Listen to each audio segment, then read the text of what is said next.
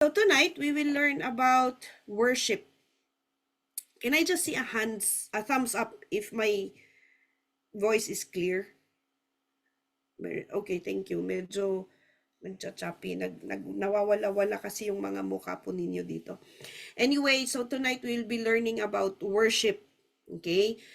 The difference, okay, sino pong makapagbibigay? Briefly po na-mention ko last time, what is the difference between praise and worship?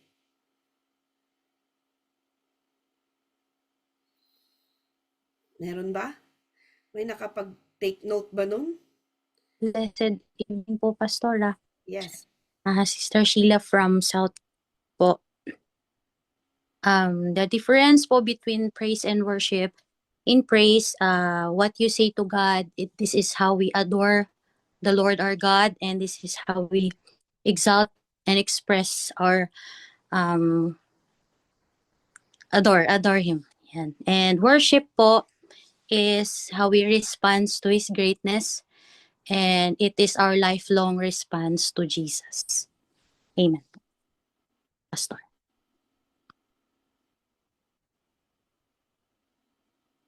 Pang po yata si Pastor.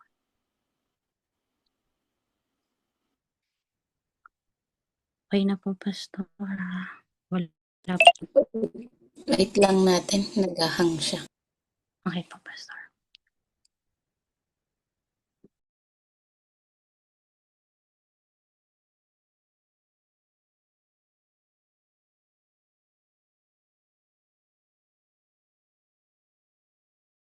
Naka-mute ka, Pastora.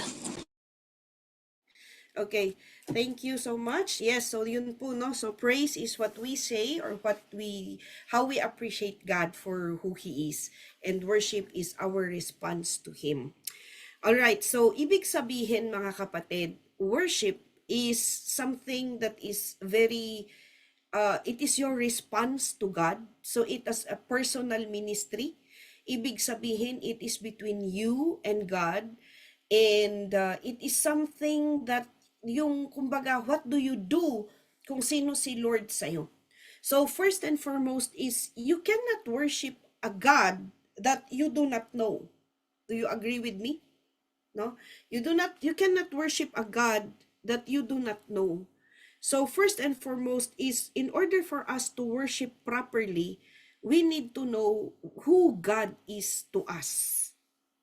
No, who is God to us? So maaaring to someone who is an orphan, God is his father. Diba?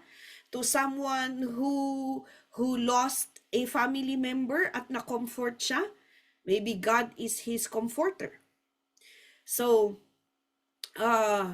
another one is to someone, for example, for me who has gone through surgery, God is my healer.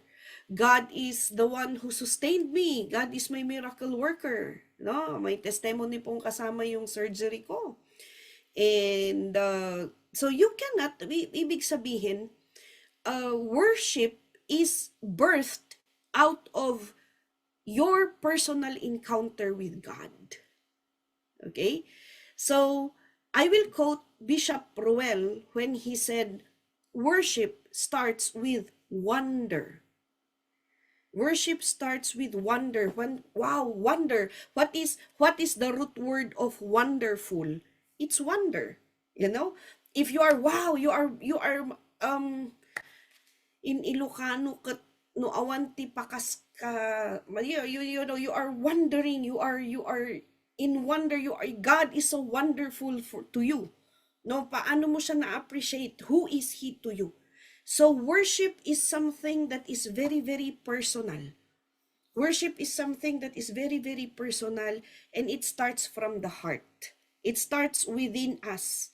That is why when it comes to worship leading, you cannot lead worship unless that you are first a worshiper yourself. Amen? So, hindi mo pwedeng i-lead ang mga kapatiran na mag-lead ng praise and worship na ikaw mismo hindi ka worshiper. Na ikaw mismo hindi ka nagre-respond sa dakilaan ng Panginoon. Hindi mo pwedeng i-lead ang mga kapatiran into worship unless that you yourself, you are amazed, or you look at God as wonderful. You are in awe. You are in awe. You know that song, I stand in awe of you. I stand in awe of you. So nakatingin ka lang lagi sa Panginoon, hindi mo siya ma-describe. Okay? So, it has to start with a very, very deep relationship with God. All right? And then it says, in a worship it's a throne room ministry. Throne room, yung throne, trono, no? Na ibig sabihin there is very close, there is closeness, it's very tight, no? Hindi po siya banquet hall, hindi siya yung malawak. All right? It is a throne. It is a throne room ministry. Ibig sabihin, it's very near. Sino po dito yung nakakaalam ng kwento ni Esther sa Bible? Taas nga natin si Queen Esther. Kilala po ba natin si Queen Esther? Yan. Hindi po ba ay ang kwento po ni Queen Esther at a time na kailangan niya na pumunta doon sa throne, lumapit sa hari. Okay? She had to, she had to take up all her anong tawag dito? All her strength to be able to approach the king. At hindi po basta-bastang nakakapasok.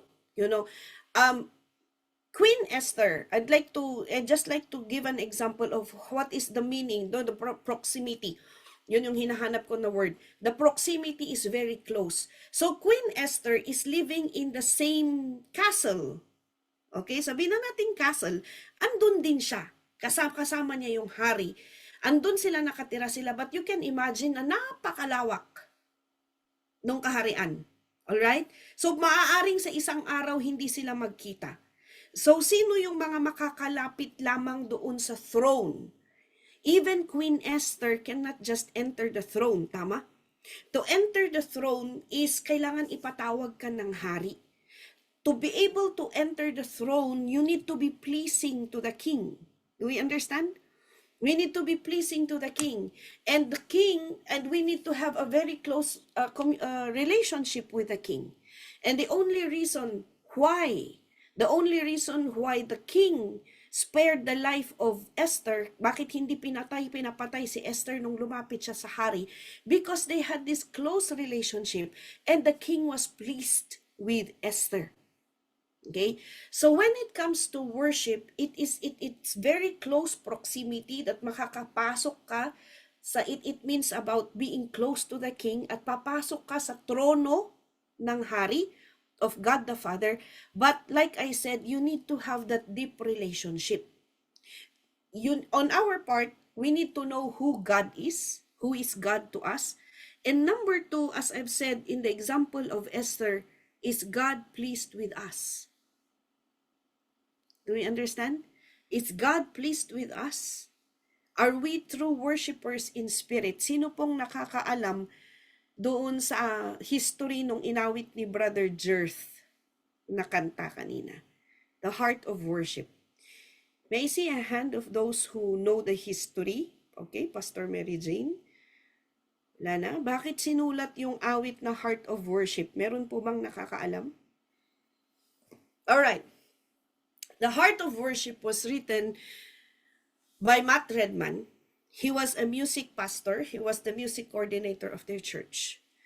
And it came to a point that he discerned, and by the leading of the Holy Spirit, napansin niya na the music ministry, they were worshiping out of music lamang. There was no heart of worship anymore. Na nakadepende na sila sa gitara, nakadepende sila sa music background.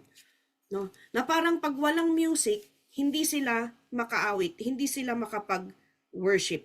So what did he do was, kaya sabi niya dun sa kanta, we are sorry, Lord, for the things that we have done. And I'm coming back to the heart of worship. Bakit? It came to a point na gano'n na na-discern niya na hindi na makapag-worship. Even the team mismo, they cannot worship without guitar. They cannot worship without the drums. And so he stopped musical instrument for some time. So that bumalik ang mga tao, so that makita ng mga tao that we can worship without the instruments. That worship actually comes from the heart. How many of you worship every day? Diba? How many of us worship every day? That even when we are at work, even when we are traveling, for maybe sa mga katulad ko na nagda-drive, do you worship while you're driving? Habang nagbibisikleta ka o habang nagmamakina ka? How do we worship? Like I said, you respond to who God is in your life. So pwedeng nagmamakina ka, sinasabi mo, Lord, you're so wonderful. Lord, sa aking pagmamakina, alam ko nandito ka, kasama kita. And you just start to speak in tongues. You just start to worship Him in the silence or in the midst. Hindi in the silence kasi baka may mga maingay ang makina. In the midst ng makina mo, in the midst ng mga katrabaho mo, you start to just express your worship to God. Have you ever experienced that? No? Worship is not just when you have a guitar. Worship is not just when you are with your brothers and sisters. Ulitin ko po, worship comes from the heart. And you need to have that very close proximity of relationship that you can enter His throne. And it is a very close relationship where you can boldly say, you are my Father. I come to you. You are my Father. And the Lord will say, yes, you are my child. Amen? So it has to be two-way. Remember, the king spared Queen Esther because he was pleased with her. So how about us? Is God pleased with us? Right? So dun po, that we have to understand that in leading worship, darating ang araw, lahat po tayo, we will be leading our brothers and sisters in worship. Sa paglilid po ng worship, it has to start with us. Okay? Sabihin mo nga sa sarili mo, I'll do my best to be a worshiper. I'll do my best to be a worshiper. Okay? Kasi mahirap yung idinideclare kaagad natin, I am a worshiper. Kasi parang I am faithful. So, medyo let's do our best. We'll never be perfect, but at least let's do our best to be worshipers. All right. Now, worship ministry is a very particularly important role, has a particularly important role in the church. No, napaka-delicate, napaka-importante ng role po ng worship ministry. And it is very delicate, napaka-sensitibo at napaka-seryoso po nito. No, ulitin ko po, if you can just imagine in the throne area or in the throne court nung king in the story of Esther, hindi basta-basta ang nakakalapit. So ganun po siya kaseryoso. Dahil anyone who enters na hindi pinapatawag ng hari, ipapapatay ng hari. Tama po ba? So you just take it that way. You just imagine that.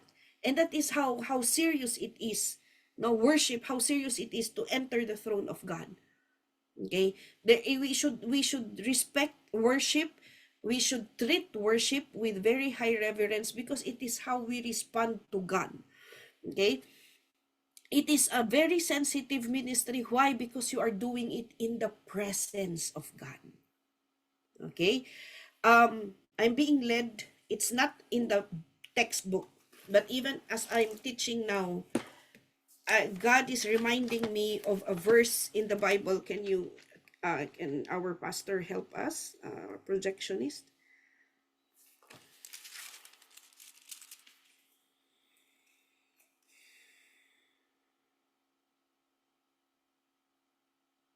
Okay. Can we go to Revelation chapter 4, verse 1 to 8? The whole of chapter 4. If you have your Bibles with you, please read with us. So sabi niya dito, after this I looked, And there before me was a door. This is the Apostle John who is talking, no? After this, I looked, and there before me was a door standing open in heaven. So he is describing heaven, mga kapatid. And the voice I had first heard speaking to me like a trumpet said, "Come here, and I will show you what must take place after this." Verse 2. At once I was in the Spirit, and there before me was a throne in heaven with someone sitting on it. All right, let's look at this. You just bear with me. This is something very, very important na honestly, it's not in the textbook, but I'm being led now to teach this one. It's a teaching of Bishop Rowell actually about the God-centered worship. All right? So at once I was in the Spirit, capital letter S. Mga kapatid, we cannot worship unless that we are filled with the Holy Spirit. Okay? We cannot worship unless that we are led by the Holy Spirit. We have to be very careful because there is what they call the intellectual faith. Nananampalataya pero sa isip lamang. Actually, wala sa puso at hindi rin napuspos ng banal na espiritu. Marami pong ganyan. Yung tinatawag at laging sinasabi ni Bishop na Christian by name lamang. Nominal Christians. Nasa isip lamang. So sabi niya, at once I was in the Spirit, and there before me was a throne in heaven with someone sitting on it. In verse 3, and the one who sat there had the appearance of jasper and carnelian. A rainbow resembling an emerald encircled the throne. So you can just imagine, no, napapalibutan siya ng rainbow. Next, verse 4. Surrounding the throne were 24 other thrones, and seated on them were 24 elders. So, do you know the representation of these 24 thrones, the 24 elders? Sino pong nakakaalam? Who are the 24 elders? No one? Among the students? The 24 elders. Meron? Brother Arman? Apo, bali po yung 24 elders po is 12 tribes of Israel and 12 apostles po. Yes. Okay, so it's a representation of the both New and the Old and the New Testament. The 12 tribes of Israel and the 12 apostles of the New Testament. Now, why is this important? For us to understand that in the Old Testament and in the New Testament, worship is required. Kasi meron pong mga nagtuturo na walang worship sa Old or walang worship sa New. Okay? So worship, it is represented by both the New and the Old Testament. Alright? They were dressed in white and had crowns of gold on their heads. Ibig sabihin, matataas po sila. There are 24 elders because they have crowns. At yung crown nila, sabi niya, at may mga koronang ginto. Meron silang korona. Ngayon, ang may korona is kinikilala kaya nandun sila sa throne. Diba? Kaya nakakalapit sila sa throne because they are somebody. They have crowns. And then in the next verse, what does it say? From the throne came flashes of lightning, rumblings, and peals of thunder. Before the throne, 7 lamps were blazing. These are the 7 spirits of God. Right? So that's another topic, the 7 spirits of God. Let's move forward. So verse 6. Also before the throne, there was what looked like a sea of glass, clear as crystal. In the center around the throne were 4 living creatures, and they were covered with eyes in front and in back. So this represents all the creatures, all the created things of this earth.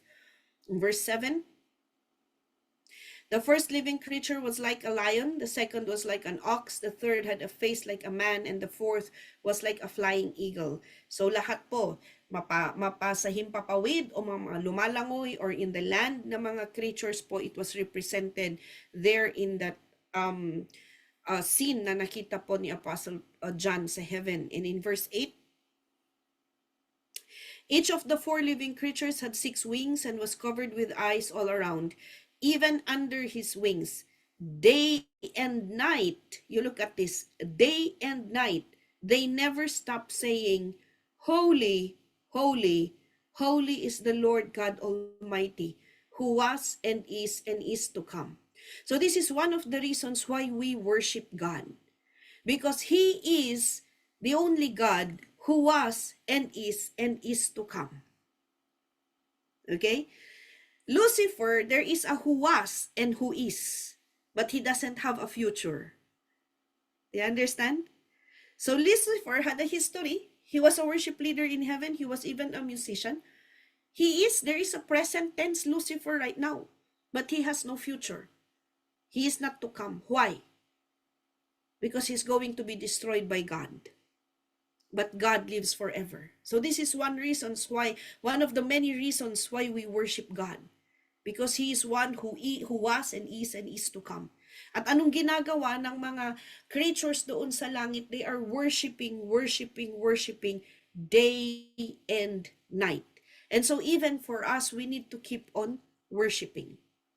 Next verse 9.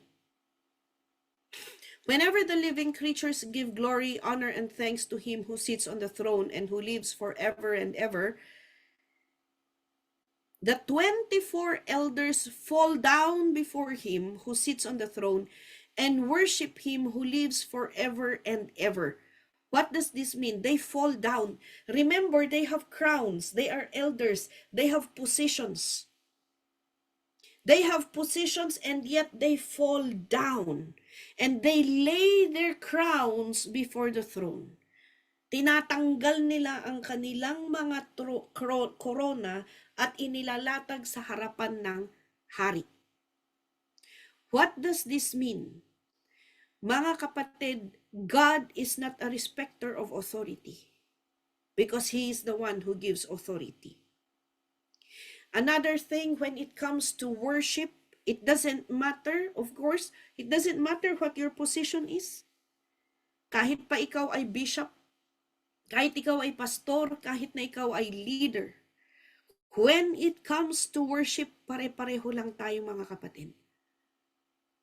We have to acknowledge that we are nothing before the throne of heaven, before the throne of God. And so, falling down, mga kapatid, falling down is a representation of humility. You cannot worship without humility. We cannot worship without humility. If we look up to ourselves as there is such thing as self-appreciation. I remember one of our Bible studies in All Japan. Tinuro po ni Pastor Urgent na it's very dangerous if we are serving the Lord waiting for appreciation. But it's also dangerous to be appreciating yourself. Okay? Sa Tagalog, may tawag doon kasabihan. Ano yun? Nagbubuhat ng sariling bangko. Tama ba? Okay? So when it comes to worship, we need to humble ourselves. We need to, it doesn't matter who you are. Like I've said, God is not a respecter of authority. Another thing, when it comes to worship, you just lay down whatever that you have, the crown. So, when we worship, okay, it's not about what we are or who we are. It is what God sees in our hearts. Your respond, ulitin ko po, worship is our respond to God. When I was nag-uumpisa pa lang ako, ito po yung naitanim na meaning ng worship sa akin. It was taught by one of the first attendees of the church, Sister Jennifer tita po nila, Pastora Mary Jane. And I will never forget how she described worship. Worship is the raising of hands and the bowing of head. You see? That it means you are just surrendered and you're just giving everything to the Lord and you just bow your head and say, I am nothing before you, Lord. Amen. Walang-wala po ako sa harapan mo, Panginoon. Kaya nga it is your response to who God is. Pagkilala mo, worship is yung pagkilala mo or tama ba yung Tagalog ko? You are acknowledging, kinikilala mo that you are nothing and that God is so great and that God is awesome. Alright? Di bali nang paulit-ulit yung sinasabi ko dito, but at least maitatanim ng lubusan. Amen? Kasi napakadelikado. You know, one of the things that God detests is hypocrisy. Galit na galit ang Panginoon at ayaw na ayaw ng Panginoon ang mga kunwari na nagpupuri pero hindi naman talaga nagpupuri. Alright? Sabi niya doon, some of them, they were, he rebuked the Pharisees and the Sadducees who worship him with their lips, but not from their hearts. Amen? Alright, so again, we cannot worship without humility, and that we just have to lay down everything that we have. We lay down your position, lay down whatever na meron ka. It doesn't matter if you're a coordinator, if you're a pastor, it doesn't matter. When it comes to worship, we are nothing. We are just sinners. When we come to the throne of God, we are sinners bought by the blood of Jesus. Amen? And then in verse 11, you are worthy, our Lord, our God, to receive glory and honor and power, for you created all things, and by your will they were created and have their being. So another reason why sabi niya dyan, you are worthy. So it's actually worship. We worship because He is worthy. Okay? You are worthy, our Lord, our God, to receive glory and honor, for you created all things. Meron ba dito na siya ang lumikha sa sarili niya? Diba? In the story of creation, kahit siguro ngayon, kahit sabihin natin na very, very anointed Holy Spirit filled, kahit kumuha ng ng buhangin at i-shape niya na tao, kahit hipan niya yan ng ilang beses, hindi mabubuhay yan. Because it is only God who created everything. So that gives us a reason why do we worship God? Because He is our creator. Sa Kanya nang galing ang ating hininga. Amen? So it's very important to understand. You have to know who God is to you. Verse 12. Wala nang verse 12. Wala na ba? Wala na po. Wala na. Yeah, wala na. You are worthy, our Lord and God, to receive glory and honor and power, for you created all things. All right? So I'm going to give you an assignment. You read. You go through Revelations chapter 5. Okay? Revelations chapter 5. Okay? But can we please go back? Verse 4. Sa chapter 4. So sabi niya dyan, surrounding, o sa Tagalog basahin natin, nakapaligid sa trono ang 24 pang trono. Ibig sabihin, nakapaligid. Ibig sabihin, nasa gitna. Tama? Nasa gitna ang trono ng Diyos Ama. So our worship has to be God-centered worship. We worship God, and that's why and our worship has to be focused on Him. Okay? Kailangan nakafocus sa Kanya. Ibig sabihin, okay, you check yourself on Sunday. You check yourself on Sunday, pag nag-worship ba, nakafocus ka talaga sa Panginoon? Or nakafocus ka sa anong makikita ng kapatiran sa'yo? Or nakafocus ka, naku, nakakahiya. Yung luha ko, nagme-melt na yung makeup ko. O kaya if you're a musician, mas nako-conscious ka sa tunog ng music. O kaya kung musician ka pero hindi ka nakafocus, ay hindi ka nakaschedule na tutugtog. So you're part of the congregation. And then during worship, yung naggigitara, nagkamali siya ng napindot or na chord, tapos na-distract ka. Ano ba naman? G dapat yun eh. Bakit nag-C si brother? O kaya sa keyboard, naka-G yung gitara, naka-C yung keyboard. Kasi kung musician ka, dinig na dinig mo yun eh. Alam mo, madidetect mo kaagad. Tama? Yung mga musician dito. Now, if during worship at ganun ka, I'm sorry to say, you are not a God-centered worshiper. You are a music-centered worshiper. Okay? So we have to check on that. As we are learning about worship, we have to understand. We have to understand that it has to start with us. We need to be God-centered worshipers. All right? Now, sorry. Are we there now? Nakuha natin? Right? Kasi yun yung foundation. I'm sorry, but hindi ko pwedeng ma-miss yun kasi yun yung pundasyon. As we will go to learn about worship leading, about preparation, we have to learn about that. That you cannot worship without really acknowledging who God is and who you are. Alright? So ulitin po natin who God is. He's the creator. He is everything. He owns everything. And who are we? We are not even part of the 12 disciples, 12 apostles. We are not part of the head of the 24 elders, the 12 tribes of Israel. Andun na sila, kinikilala sila, and yet, they lay down their crowns before God. At ganun din po sa atin. Amen? We have to acknowledge who we are. Right, now, so, nakuha natin yon. So, we need to take this seriously. We need to be sensitive in this ministry because it is something that is being done right in front of the throne of God. All right, now let's move on to worship leading. Now, when it comes to worship leading, it is a teamwork. No? It is a teamwork when it's worship leading. Ang number one na ka-team mo, it's the Holy Spirit. Okay? We cannot lead worship na dahil, okay, I'm okay, pastor. I'm okay, I can lead worship.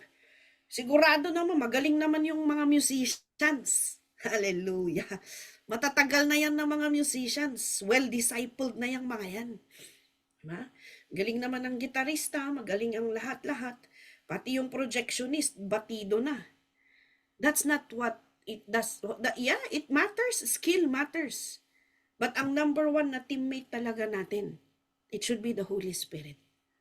Because kahit na napakagaling nating lahat, even if we are all skillful, if the Holy Spirit is not with us, at our worship is not led by the Holy Spirit, then we will not be able to lead ang mga kapatiran. So number one, it is a teamwork. Teamwork with whom? Number one, with the Holy Spirit. So, hindi pwede na makipag-team ka. Hindi po ba sa mga musicians, sa team, siguro naman, may I see the hands ng mga musicians, mga nagagamit sa music ministry. Not necessarily musician, instrumentalist lang. MDT, Music Dance Tech.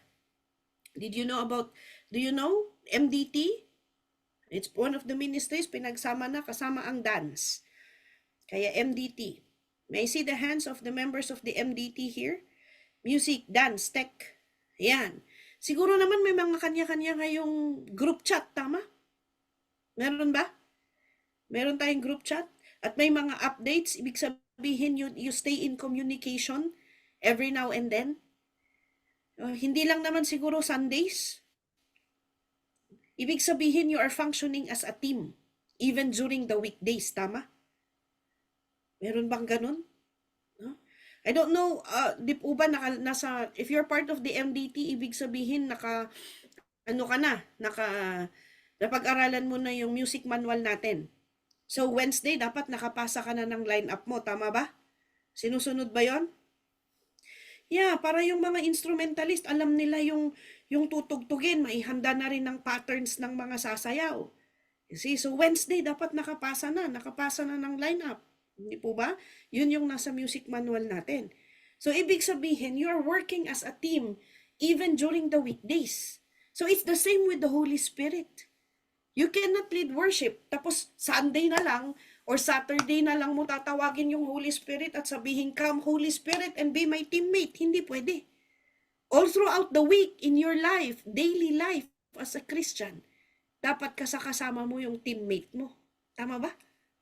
Alright? So, you need to always be with your teammate. Remember, yung sa binasa natin kanina sa chapter 4, when I was in the Spirit, then He was able to see the throne. Tama? So, without the Holy Spirit, as part of our team, hindi tayo pwedeng makapag-lead ng worship. So, it is a teamwork, number one, with the Holy Spirit. Another thing, of course, with the MDT, with the group, with the ministry members. Ibig sabihin, we all need to, we all need to function as one. Na ibig sabihin na we need to be responsible. No? Kailangan responsible tayong lahat. Hindi pwede na siya lang. Hindi pwede na yung worship leader lang. Hindi pwede. You see? Although we have the worship leader, no, I think in other churches they call them the song leaders. But ever since naman po nang nanampalataya ako dito, and since I became part of Free Believers, wala pa akong narinig na song leader. It was always worship leader. Right? So, because we are not just singing, tama? Now that we understand the meaning of worship, it's not just singing, it's worship. So we are not just song leaders, we are worship leaders. Now, in the team, who has the greatest responsibility? Of course, the worship leader. Okay? He has the most responsibility. Mas marami siyang responsibility. So actually, yung worship leader, trabaho mo rin na i-check kung naka-ready ba ang mga dancers ng pattern nila, ang mga tambourinist. No? Worship leader, trabaho mo rin na mag-initiate ka ng intercessory. Okay? Worship leader, it is your responsibility to check kung spiritually okay ba ang members of the team. Right? Kaya hindi po basta-basta ito na trabaho. Alright. Now, there are key things to consider in worship leading. Ito lang I think ang i-discuss natin ngayon, no? Aside from, of course, yung kanina, which is the foundation of worship ministry. But let us look into the key things to consider in worship leading. Number 1 is yung preparation. When it comes to worship leading, preparation is very, very important. We go to 1 Chronicles chapter 15, verse 11. Sino po ang nakakaalam ng history ng Ark of the Covenant? Sinong nakakaalam ng the Ark of the Covenant? Ano po yung Ark of the Covenant? What is the Ark of the Covenant? Anybody? Ala, lalabas yan sa exam ninyo. Oh. Sinong nakakaalam? Anybody, just unmute and speak up your name. Plus points ito. What is the Ark of the Covenant, di ba? Ano po, Pastor? Okay, Brother Pedicris ng Nagano. Go. Nagan po. The Ark of the Covenant is wherein the name. Doon po nakalagay yung 10 utos ng Panginoon na binigay niya kay Moses. Okay, what else? And doon din po yung yung presensya ng Panginoon. Yung presensya ng Panginoon po. Yes, that's what I'm looking for. That's the answer that I'm looking for. Andun ang presensya ng Panginoon in the Ark of the Covenant. Now, as long as the Ark of the Covenant was with the Israelites before, they were powerful. You see, andun yung presensya ng Panginoon. But it was captured by the enemies. Baliktad ang nangyari. No? Kung nasaan siya, no, nung nandun siya sa mga Israelita, andun ang presensya ng Panginoon. Pero nung kinapture siya ng mga enemies, anong nangyari? Baliktad. Nagsasuffer ang mga kalaban ng Israel. They were suffering. That's why it was abandoned. Now, David wanted to bring it back to Jerusalem. No, yun ang naging burden ni King David. Nasabi niya na, why am I here living in a wonderful place, in a wonderful house, and yet the house of my God, the presence of my God is not, it was abandoned. So he attempted to bring it to Jerusalem. Alright? But the first time it failed. Nagkamali po si David. Why? Because he did not inquire of the Lord na meron palang mga specific lamang na pwedeng magbuhat ng Ark of the Covenant or pwedeng humawak ng Ark of the Covenant. So let's read it here in 1 Chronicles chapter 15 verse 11 to 15. Sabi niya, then David summoned Zadok and Abiathar, the priests, and Uriel, Asaiah, Joel, Shemaiah, Eliel, and Aminadab, the Levites. Levites. Who are the Levites? They are the authorized people, authorized by God to serve in the temple. Right? Verse 12. He said to them, "You are the heads of the Levitical families." Now, hindi sila basta-basta. Itong mga pinangalanan dito na si Zadok, si Abiathar, Uriel, Asaiah, Joel, Shemaiah, Elial, and Abinadab, they are heads. They are leaders. Pinuno po sila.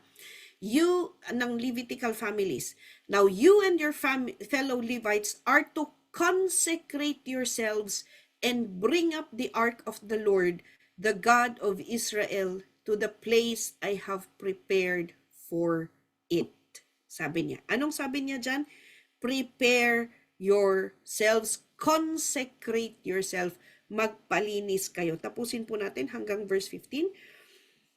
And so in verse 13, it was because you, the Levites, did not bring it up the first time that the Lord our God broke out in anger against us. Yan. Ito po yung sabi ko kanina, the first time that they attempted to bring it in to Jerusalem, hindi po naging successful dahil hinawakan ng iba. Hindi po Levite. Alright?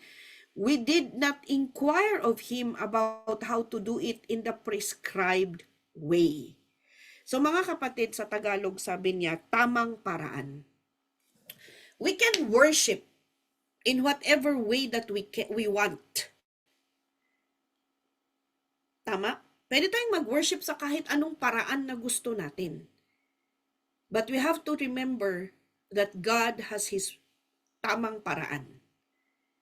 You see? We have to do our worship the biblical way. Please remember that as we continue to learn. Kasi makukuha natin ulit yan the biblical way when it comes to making our lineup and when it comes to song analysis. Okay?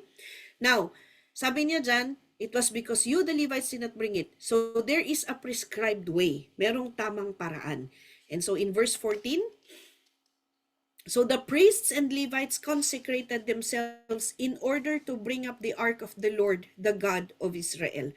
Verse 15, and the Levites carried the ark of God with the poles on their shoulders, as Moses had commanded, in accordance with the word of the Lord. So naipasok po sa Jerusalem ang Ark of the Covenant.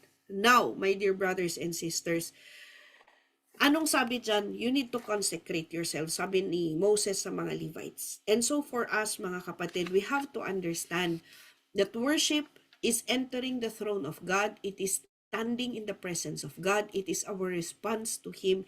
So we have to respect that He is, He is Almighty. Okay, we have to revere Him. We have to honor Him with the highest respect. Now, bago tayo lumapit or humarap sa Panginoon, we need to ask God to cleanse us. Yeah, we need to ask God to purify us. Ibig sabihin, we have to approach God and say, Father, forgive me. Because I know na sa standards mo, within the week or every day, may mga nagiging pagkukulang ako. Tama? You cannot ask God to cleanse you. Hindi mo pwedeng hilingin sa Panginoon na linisan Kanya kung sa tingin mo sa sarili mo, hindi ka marumi. Tama? Alright? So again, consecration requires humility. Preparation requires humility, that we need to go. And so, wag nating mamagaanin ang Panginoon na okay lang nalalapit tayo doon, okay, mag-worship tayo na kung sino-sino lang na as who we are. No. Okay? We have to do our best. Father, humble ourselves every day. Lord, I'm going to lead worship on Sunday. If you can even fast, but you be careful, I think I taught it in the All Japan Bible Study, the biblical way of fasting. Hindi yung basta ka na lang magfa-fasting. If you need even to fast, take it seriously. Alam nyo, meron nga po yung nag-MC sa La Trinidad. MC yun, ha? Pero pinag-fastingan niya. Nag 7 days fasting siya. Dahil siya ang mag-MC na susunod na Sunday. O MC yun. E di what more ang worship leader. Diba? So we ask God to forgive us. And then when it comes to preparation, remember this. We should be willing to be corrected and disciplined. Dapat andun yung willingness natin na makorek tayo at madisiplina. Bakit? Because discipline makes us right before God. We should be willing to be corrected and disciplined. Why? Because discipline makes us right with God. Okay? So without discipline, without correction, hindi tayo magiging tama sa paningin ng Panginoon. Mahirap yung ayaw magpadisiplina dahil ibig sabihin tingin mo sa sarili mo ikaw lang ang tama. Right? Now when it comes to preparation, it includes the preparation sa state of the heart, yung kondisyon ng puso natin, the state of the heart, the mind, and our spiritual being. And then it goes on to technicalities. No, ulitin ko po. Preparation includes the state of the heart, the mind, and our spiritual being. Preparation includes the state of the heart, the mind, and our spiritual being. And then it goes on with the technicalities. Tsaka na lang papasok yung nakahanda ba ang mga mic, naka-charge ba ang mga batteries, wala bang problema sa linya, yung mga tambourines, okay na ba, yung mga damit ng mga tamburinis, na plancha na ba? Because mas mahalaga yung puso. Kahit na gandang-gandang plancha nung damit at nakaayos ang buhok na napaka-neat tignan, pero kung ang puso ay marumi sa paningin ng Panginoon, it will not be pleasing to God. It involves practice, dedication, obedience, submission, and commitment. Ulitin ko po, it involves practice, dedication, obedience, submission, and commitment. Okay? Now, you have to take note of this. The people na na-involve sa music ministry, especially sa worship leading, they need to be committed. Okay? You cannot be a worship leader na hindi ka committed. Now, what is committed? Commitment, talagang andun yung puso mo, yung lahat-lahat, igugugol mo sa paghahanda. Okay? Na, alright, as a worship leader, paano mo ginagamit yung oras mo from Monday to Saturday? Being a worship leader, you need to keep listening to music. That shows your commitment to worship music, to praise and worship songs. Na hindi pa ulit-ulit yung mga awitin, at least nag-upgrade. May mga naitadagdag, may naisasama na mga bagong awitin. At least you are updated. Okay? Another thing, you are committed. Hindi pwede na, okay, worship leader ka, nakatutok ka lang sa music. Hindi You need to be attending Bible studies pa rin. Feed the Spirit. No, feed the Spirit. Kailangan ma-maintain. Another thing, prayer meeting. Okay? If you're part of the worship team, if you're part of the music team, if you are a worship leader, you need to be attending prayer meetings. Why? Prayer meetings, prayer is the backbone of the church. So, hindi pwede na hindi ka kasama sa mga prayer meetings, prayer gatherings, pati ang mga dawn watch. Believe ako dun sa South, praise the Lord for everyday dawn watch. Hallelujah. Iba naman dito sa North, everyday na devotion. 5 to 6, from 5 o'clock to 6 in the morning. Dawn watch ng South, 4:30 to 5:30, I believe. I just don't know sa Central, baka meron din, no? Everyday, meron yan. Okay? So, ganun, no? So, we need to be involved with those. Bible studies, prayer meetings. Okay? That's part of our commitment. And higit sa lahat, we need to be tithers. Amen? We need to be tithers. Not only tither, need to be a giver. Nandito yun mamaya. Pag-aaralan natin or next time. Okay? You need to be a tither. Kailangan hindi ninanakawan ng Panginoon. May nagtanong noon, Bishop, question and answer. Pwede po bang magamit sa music ang hindi nagta-tithes? Si magaling po, Bishop. Very skilled na instrumentalist. Sabi ni Bishop, hindi. Kasi magnanakaw yan. Kahit magaling, kung magnanakaw, hindi pwede. See, we need to be right before God. We need to be committed. We need to give our tithes. Hindi lang tithes. Dahil sabi naman niya sa Malakay, Hindi lang naman tithes ang sinabi niya doon, di ba? Can we have that, Pastor, from verse 6? Malachi chapter 3, let's start from verse 6. I, the Lord, do not change. So you, O descendants of Jacob, are not destroyed. Verse 7. Ever since the time of your forefathers, you have turned away from my decrees and have not kept them. Return to me, and I will return to you, says the Lord Almighty. But you ask, how are we to return? Next, will a man rob God? Yet you rob me. But you ask, how do we rob you? In tithes and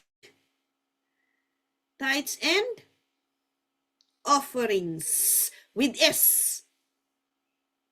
See? So, hindi lang tithes. Kailangan offerings. Pati offerings natin. Hindi nag-i-skip yan. Alright? That's part of who we are already. Remember, why do we give? Because it is God who gave first. It is an expression. Giving is an expression of love. Let's go to verse 9.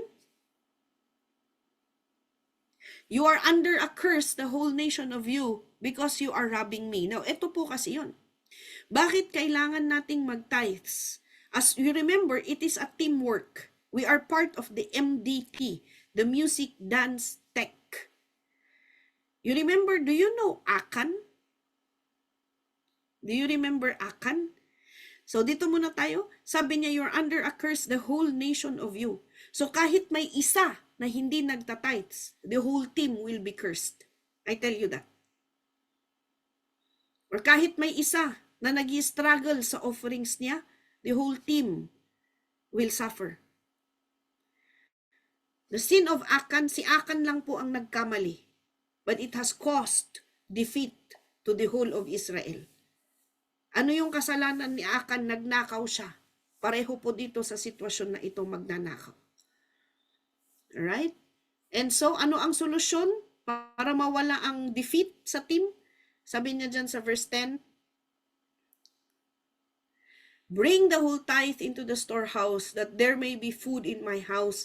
Test me in this, says the Lord Almighty, and see if I will not throw open the floodgates of heaven and pour out so much blessing that you will not have room enough for it. Mga kapatid, if we are not committed and we don't give our tithes, you know, our tithes and offerings is actually our relationship with God.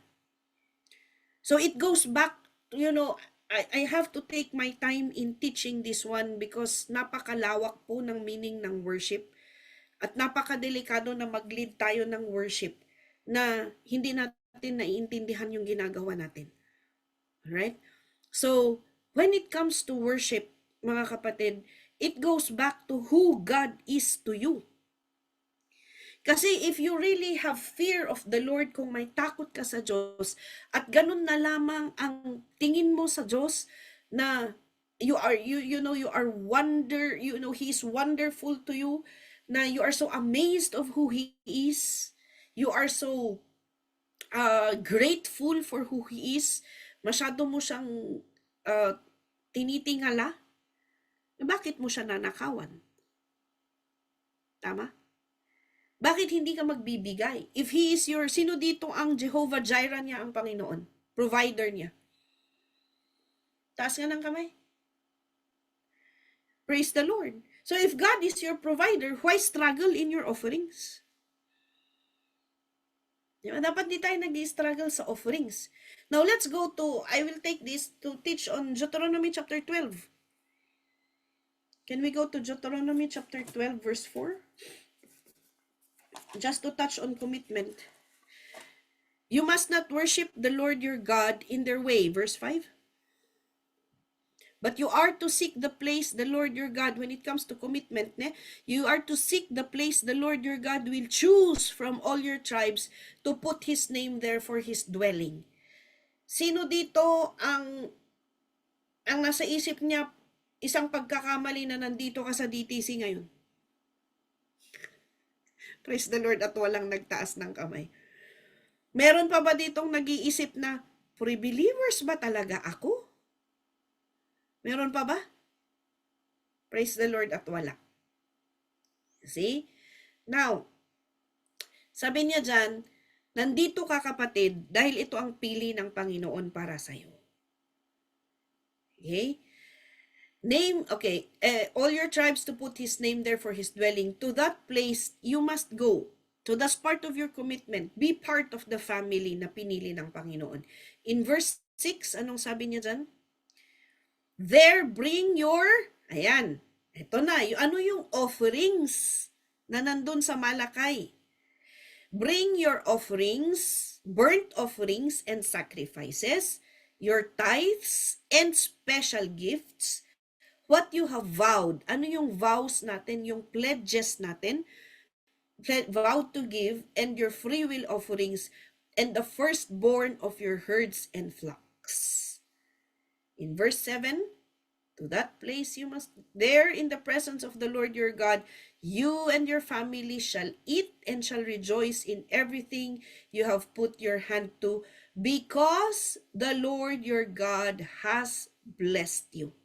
So mga kapatid, dito natin makikita, God was so committed to blessing you. And how do you give it back? Through our givings. Amen? So yung commitment natin yung commitment po natin as part of the MDT, as part of worship, we need to be able to, give our tithes, our offerings, our pledges, and everything. That is part of commitment. No, kasi sabi niya dito, people involved in the music ministry, especially in worship leading,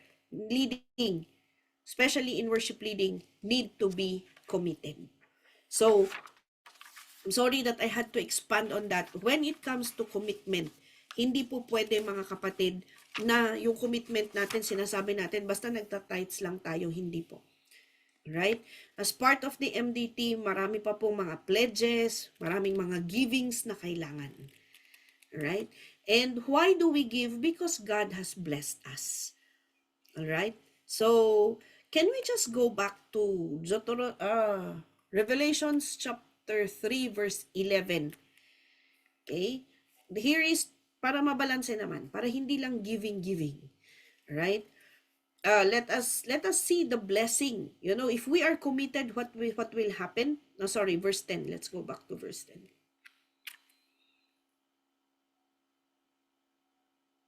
Sorry, mali. Revelations chapter 10, verse 11.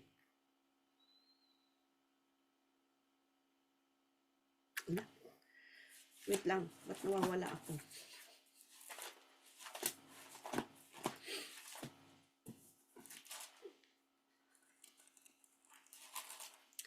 Sorry, hindi Revelation, Pastor. Malakay. Malakay 3:11, sorry. Naghalo na. We go to Malakay 3:11. You see what will happen if you are committed. Basahin nga natin kahit na nakamute kayo. Basahin natin yung nasa screen. Patagalog man or English. Sige. I will prevent pests from devouring your crops, and the vines in your fields will not cast their fruit, says the Lord Almighty. Hindi ko papayagang sirain ng peste ang inyong mga pananim o malagas ang bunga ng inyong mga ubas. Number 1, sino ang magbe-benefit when you are committed? Ikaw. Pangalawa, the team. You see? Yeah, we all have to be committed. Okay? So, part of it, as we internalize, until next week, we will end it here. Part of it, when it comes to worship, you need to prepare ourselves. Can we take this week until this coming days, until sa Saturday, to allow God to reveal to us kung meron bang mga parte ng buhay natin na hindi pa committed sa Kanya? No? Hindi lang sa pagbibigay, hindi lang sa ating tithes, or maybe we are giving, maybe we are giving pero nag-grumble tayo or nagmumurmur tayo, or hindi 100% yung puso natin na okay. Sunod-sunod ang mga pledges natin, sunod-sunod ang mga givings natin, ang mga nai-exhort, mas lalo pag lagi-lagi ang anniversaries, magkakasunod na anniversaries. Praise the Lord for the many outreaches na nabubuksan. And sunod-sunod ang mga anniversaries, and we need nag-joint service tayo, maraming pledges. But that's part of our commitment. But you look at this one. Anong mangyayari sa'yo? No? hindi masisira, hindi mapepeste ang inyong source of income. Wala pang nanampalataya na nag-tithes, na namulubi. I tell you that. But at a time na kailangan natin, ganito kasi ang mga kapatid, no, para ma-encourage tayo. Pag tayo ay nagbibigay, itong verse 11, huwag mong asahan na may pera na darating na babagsak sa harapan mo. Araw-araw kang mag-balance inquiry sa ATM mo, wala talagang maidadagdag dyan, kapatid. Hindi po ganun yung ibig sabihin yan. Ang ibig lang sabihin yan, sa pamilya mo, wala nang magkakasakit. Or kung meron mang magkasakit, magmimilagro ang Panginoon na hindi ka kailanganin ng operasyon, or kung papayagan pa rin ng Panginoon na magkaroon ng operation, God will provide. Do we understand? God will provide.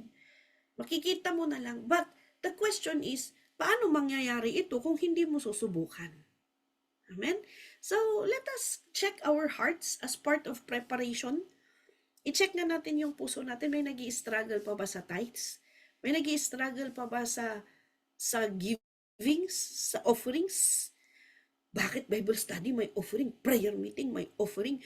DTC may offering? Pati pag nag-gather kami sa intercessory ng Saturday, may offering pa rin. Don't watch may offering. Araw-araw na lang may offerings. Praise the Lord for the privilege to give. Amen?